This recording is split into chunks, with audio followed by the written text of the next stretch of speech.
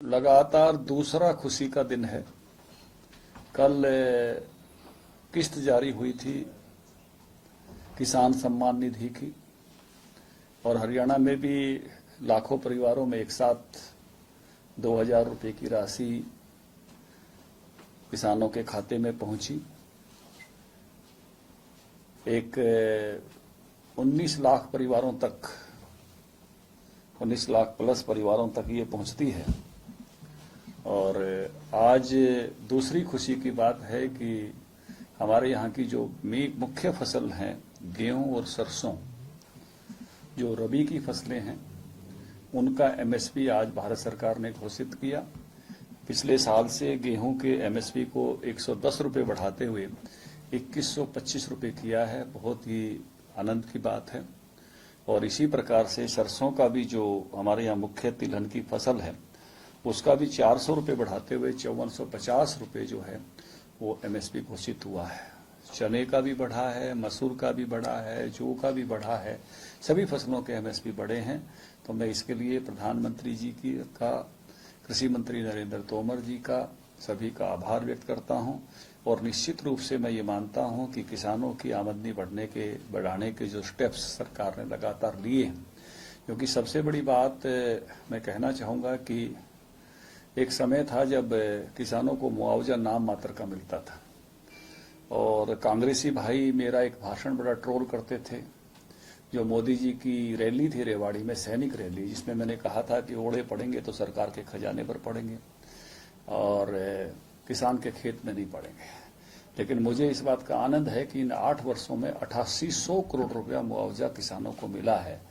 मतलब वो जो परंपरा है हमारी तवा मुद्दा मारने की, ओड़े रोकने के लिए, कि फाइनेंस सेक्रेटरी तवा मुद्दा मारता होगा, क्योंकि किसानों को उस प्रकार से मुआवजा और डिजास्टर मैनेजमेंट का पैसा वो इन 8 वर्षों में पर्याप्त मात्रा में मिला है।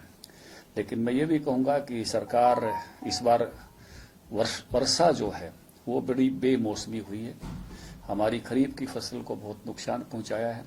सरकार बहुत तत्परता के साथ जो है, जिसको कहना चाहिए, सर्वे करा रही है।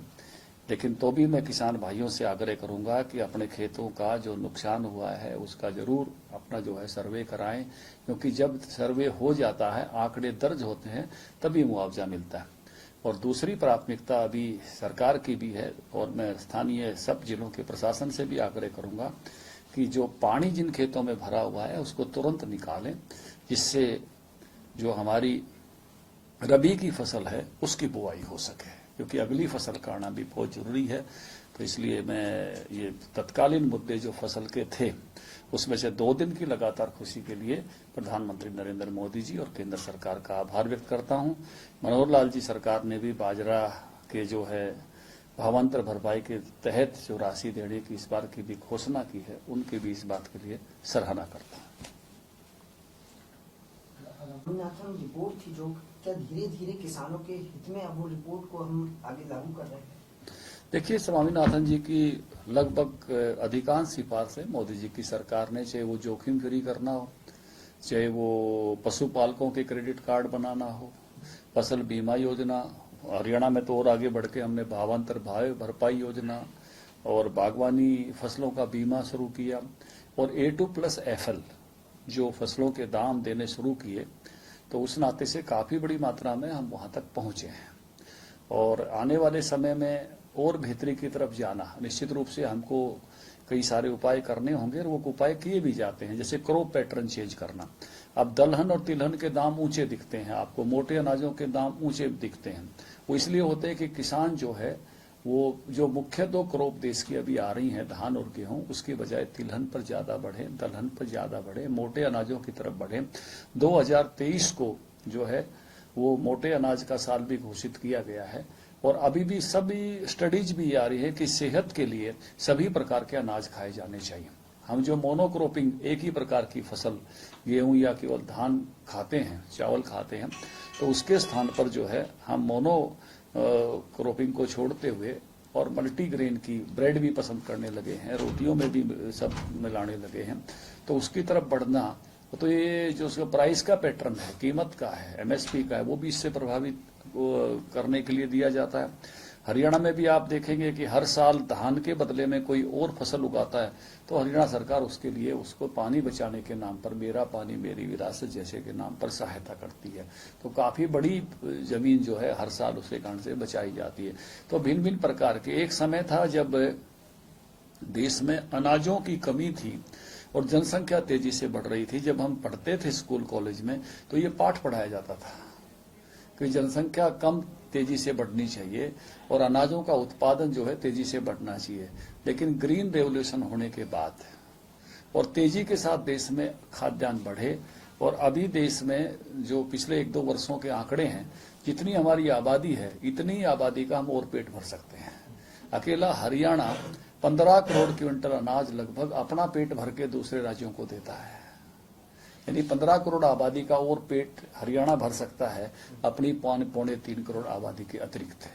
तो अब जो बात आने लगी है वो ये आने लगी है क्वालिटी और न्यूट्रिशन वैल्यू कि क्वालिटी कैसे ज्यादा से ज्यादा बढ़े, न्यूट्रिशंस ज्यादा से ज्यादा कैसे मिले। इस प्रकार से अब क्वालिटी की तरफ जाने लगे हैं। इसलिए प्राकृतिक खेती पर जोर आ रहा है, फसल विविधता पे जोर आ रहा है, तिलहन और दलहन पर जोर आ रहा है, मोटे अनाजों पर जोर आ रहा है। इसलिए फसलों बागवानी पर जोर आ रहा है। हम नई चीजों पर भी जा रहे हैं। देखिए हमारे यहाँ मछली पालन अभी बढ़ रहा है, झींगा पालन बढ़ रहा है, पोल्ट्री पर हम हरियाणा में लीडर हैं हम पोल्ट्री के मामले में। तो बाकी पैटर्न्स पर हम जा रहे हैं। डेयरी के मामले में आज ही मेरी मुलाकात हुई कृषि मंत्री जी से भी, नरेंद्र तोमर जी से भी और पशुपालन मंत्री पुरुषोत्तम रूपाला जी से भी, और दोनों से 2 विषयों पर मेरी चर्चा हुई है।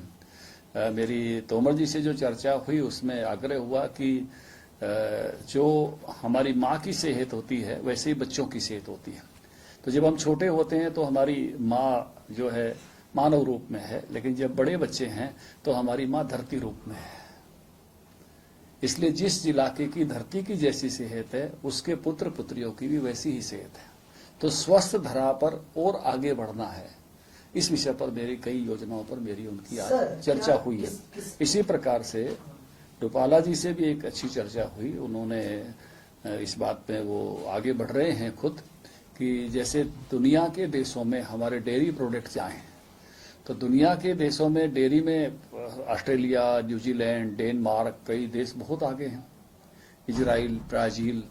तो दुनिया की फूड हैबिट्स को ध्यान में रखते हुए और अपने यहाँ अभी चीज जो पनीर से अलग है वो बाहर से आता है, लेकिन उन्होंने मुझे कहा कि मुर्रा का चीज बनाइए और विदेशों में भेजिए, और भैंस के दूध का जो चीज बनेगा उसकी कोई बराबरी नहीं होगी और बहुत बड़ी मार्केटिंग हो सकती है। तो हमको नई चीजों पर भी जाना पड़ेगा। आज 2 मंत्रियों से इस विषय पर मुलाकात के समय काफी खेती के क्षेत्र के मुद्दों पर बात हुई। सर, इससे अलग अगर हम बात करें, आदमपुर चुनाव चल रहा है, किस तरह का मुकाबला?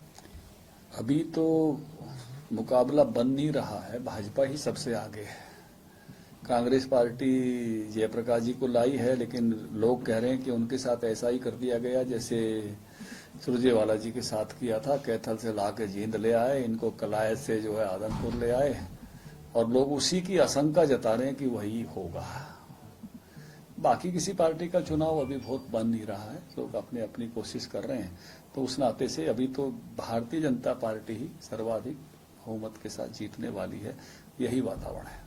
सर, तीसरी बड़ी चुनौती है, पिछले 2 उपचुनाव हुए हैं बड़ौदा में, इलाहाबाद में, वहाँ बीजेपी को हार का सामना करना पड़ा है। तो अब आदमपुर में किस तरह देखते हैं आप? देखिए, पिछले दोनों चुनावों को आप देखेंगे तो भारतीय जनता पार्टी ने दोनों चुनाव में उससे पहले आम चुनाव में जो वोट लिए थे उससे कहीं अधिक वोट लिए हैं, बढ़ाकर वोट लिए। वो सीटें हमारे पास नहीं थी, वो दोनों सीटें उन्हीं व्यक्तियों के पास थी या उन दलों के पास थी जिनके पास गई। ये सीट कांग्रेस से हमारे पास आए हैं और ये सीट अभी उनके पास थी। तो निश्चित रूप से बीजेपी प्लस बिश्नोई परिवार, भजन लाल परिवार तो बहुत अच्छे मार्जिन से जीत होने वाली है।